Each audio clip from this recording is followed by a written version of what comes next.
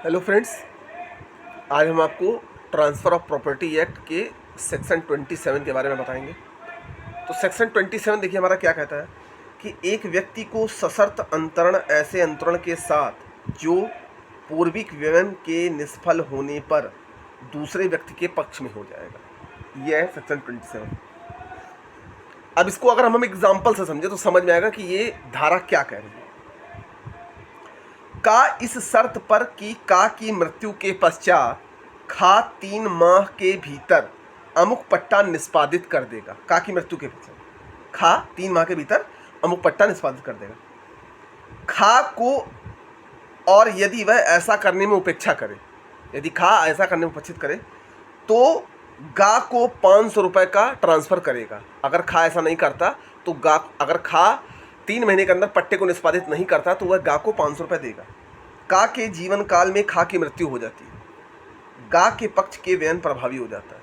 अगर उसके जीवन काल में मृत्यु हो जाती है तो गा के पक्ष में व्ययन क्या हो जाता है, प्रभावी हो जाता है, मतलब 500 रुपये उसको देना होगा।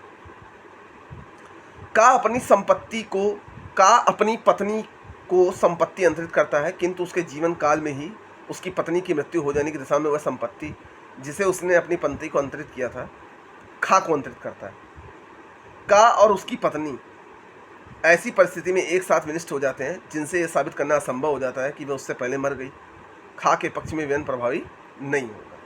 ठीक, तो 27 में, सेक्शन 27 में जहां की संपत्ति अंतरण से उस संपत्ति में कोई हित एक व्यक्ति के पक्ष में सृष्ट किया जाता है और उसी समव्यवहार द्वारा उसी हित का कोई परतर व्ययन उस अंतरण के अधीन पूर्विक व्ययन में निष्फल होने की दशा में किसी दूसरे के पक्ष में किया जाता है। जहां पूर्विक व्ययन की निष्फलता पर परतर व्ययन प्रभावी हो जाएगा यदि वह निष्फलता अंतर द्वारा अनुध्यात प्रकार से न हो। इस धारा का मेन जो शाब्दिक अर्थ है वो कहने का मतलब क्या है कि अगर दो व्यक्तियों के बीच में किसी प्रॉपर्टी को ट्रांसफ़र करने की बात कही जा रही है और ये कहा जा रहा है कि अगर वो इतने समय के भीतर उस संपत्ति को ट्रांसफ़र नहीं करता या उस धन को ट्रांसफ़र नहीं करता तो तीसरे व्यक्ति को आपको व्ययन देना पड़ेगा, मतलब खर्चा देना पड़ेगा, ये शर्त के अनुसार। और अगर वह व्यक्ति मर जाता है उस समय के भीतर तो जो तीसरे व्यक्ति पर पैसे का व्ययन है वो क्या हो जाता है, प्रभावी हो जाता है। ठीक है, अब ये पैसे का व्ययन प्रभावी कब नहीं होगा, जब उसको पता ना चले कि उसकी पहले ही उसकी मृत्यु हो चुकी हो, तो ये पैसे का व्ययन उस पर प्रभावी नहीं होगा।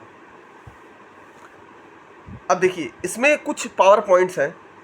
त्वरित प्राप्ति, एक्सेलरेशन, जहाँ की सम्मति अंतरण से उस संपत्ति में कोई हित एक व्यक्ति के पक्ष में सृष्ट किया जाता है, उसी समव्यवहार द्वारा उसी हित का उस अंतरण के अधीन पूर्विक हित के निष्फल होने की दशा में किसी दूसरे पक्ष को दिया जाता है। परिणाम वहाँ पूर्विक व्ययन है कि निष्फलता पर व्ययन प्रभावी हो जाएगा यद्यपि कि वह निष्फलता अंतर द्वारा अनुध्यात प्रकार से न हुई। इसका कहने का मतलब है कि वह किसी ऐसे कारण से निष्फल ना हुई, किसी ऐसे कारण से वो चीज़ ब्रेक ना हुई हो, तब तक व्ययन प्रभावी रहेगा। अब देखिए डॉक्ट्राइन ऑफ एक्सेलरेशन, जो त्वरित का सिद्धांत है, ये क्या है? किसी अंतरण विलेख द्वारा कोई संपत्ति आ को जीवन भर के लिए इस शर्त पर अंतरित की गई यदि आ 2009 ईस्वी की कानून की परीक्षा में उत्तीर्ण होगा, अन्यथा वही हित बा को प्राप्त होगा। आ कानून की परीक्षा में नहीं बैठ पाता, ऐसी स्थिति में बा का हित शीघ्र परिवर्तनीय हो जाएगा। मान लिया अंतरण 2007 ईस्वी में किया गया है और आ के लिए 2 वर्ष की अवधि दी गई, उसके बाद बा का हित दिया गया। आ की असफलता सम्मति तुरंत बा को मिल जाएगी, उसे संपत्ति के लिए प्रतीक्षा नहीं करनी होगी। ऐसे मामले में त्वरित का सिद्धांत कहा जाता है। अब त्वरित का सिद्धांत का मतलब हो गया कि अगर किसी व्यक्ति से ये शर्त की जाती है कि अगर वह 2009 तक वकालत की परीक्षा पास कर लेता है तो वो संपत्ति उसके हित में रहेगी, और नहीं कर पाता है तो वो जो अंतरण है वो किसी दूसरे व्यक्ति को चला जाता है। अब इत्तेफाक की बात यह है कि अगर वो व्यक्ति नहीं कर पाता है तो प्रॉपर्टी का ट्रांसफ़र सीधा सीधा बा के पास पहुंच जाएगा। इसी को त्वरित का सिद्धांत, मतलब डॉक्ट्राइन ऑफ एक्सेलरेशन कहते हैं। एक्सेलरेशन मतलब त्वरण, कि त्वरण जैसे क्या होता है, किसी वस्तु के वेग परिवर्तन की दर को त्वरण कहते हैं। तो यहाँ वस्तु जो क्या है वो है संपत्ति, और वेग प्रवर्तन की दर मतलब उसका त्वरण हो जाएगा, त्वरित हो जाएगी वो। ठीक, तो ये हमारा सेक्शन 27 है। उम्मीद करते हैं कि आपको वीडियो पसंद आया होगा। पसंद आया तो इसको शेयर जरूर करिएगा। मिलते हैं हम नेक्स्ट वीडियो में।